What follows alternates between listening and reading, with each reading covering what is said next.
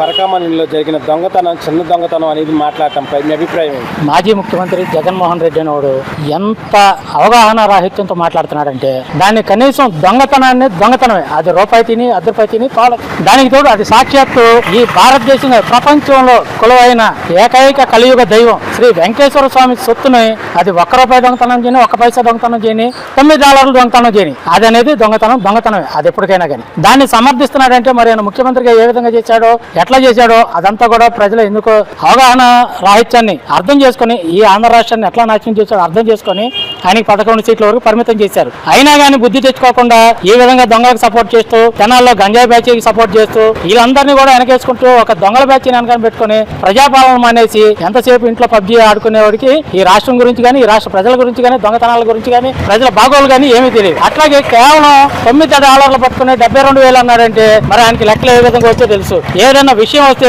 మమ్మ తత్త నాన్న తప్పతే ఇంకేమీ రాదు. వచ్చిన 4 నాయకుల్ని ఆ 420ని వెనకేసుకొని తిరగటం, ఈ రాష్ట్రాన్ని నాశనం చేయడం తప్పితే ఇంకో విషయం అంటూ జగన్మోహన్ రెడ్డికి తెలియదు. అట్లాగే రాజీ అనేది ఏ విధంగా జరుగుద్ది, దానికంటూ ఒక ప్రాసెస్ ఉంటుంది. దానికి కోర్టు రావాలి, లోక్ అదాలత్ ఉంటూ ఇవన్నీ కూడా జరుగుతాయి. ఇవన్నీ వదిలేసి మీరు రాజీ పడ్డారంటే ఏ విధంగా రాజీ పడతారు, ఎట్లా రాజీ పడతారు? ఇదంతా కూడా జగన్మోహన్ రెడ్డికి రాజకీయ అవగాహనే కాదు, కనీసం ప్రజాపాలన మీద కానీ, న్యాయ వ్యవస్థ పట్ల కానీ ఎటువంటి అవగాహన లేక 14 కోట్లు ఆల్రెడీ మీరు తిరుమల దేవస్థానానికి రాసి ఇచ్చేసాడు ఆయన, అది ఇదని మాట్లాడతారు. ఏ విధంగా రాసిస్తాడు? కోర్టులు ఉన్నాయి, న్యాయ వ్యవస్థలు ఉన్నాయి, ఎన్ని లేకుండా 14 కోట్లు ఎట్లా రాసిస్తాడు? 120 కోట్లు ఎట్లా అయింది? ఇవన్నీ కూడా అవగాహన, కేవలం అవగాహన రాహిత్యం. అంటే అతని దగ్గర 14 కోట్లే దీనికి ఇచ్చాడంటే మిగతా డబ్బులు అంతా ఎవరి దగ్గరికి వెళ్ళినట్టారు?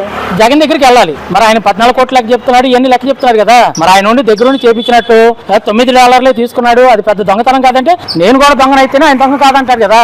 దొందు కాబట్టి ఇదంతా కూడా జగన్మోహన్ రెడ్డి పాలనలో అంతా అవినీతి, అరాచకం తప్ప ఇంకోటి రెండు జరగలేదు. కాబట్టి వాటింగ్ సిటీ లాంటి దొంగతనం చేస్తే జగన్మోహన్ రెడ్డి చిన్న దొంగతనం అని అంటారంటారా? తలనరికేస్తారు అక్కడ.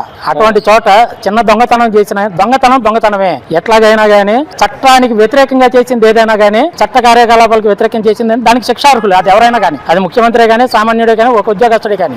అట్లాంటి అవినీతి పరిపాలన ప్రోత్సహించే వ్యక్తి జగన్మోహన్ రెడ్డి. అంటే హిందువుల మనోభావాలను పవిత్రంగా కొలిచే తిరుమల తిరుపతి దేవస్థానం ఇలాంటి జగన్మోహన్ రెడ్డి ఆ గుడి ఈ గుడి అని ఉంది అని ఆ ఉంది అలా మాట్లాడటంపై మీ అభిప్రాయం ఏమండి? తిరుమల తిరుపతి దేవస్థానం ఎక్కడ ఉంది?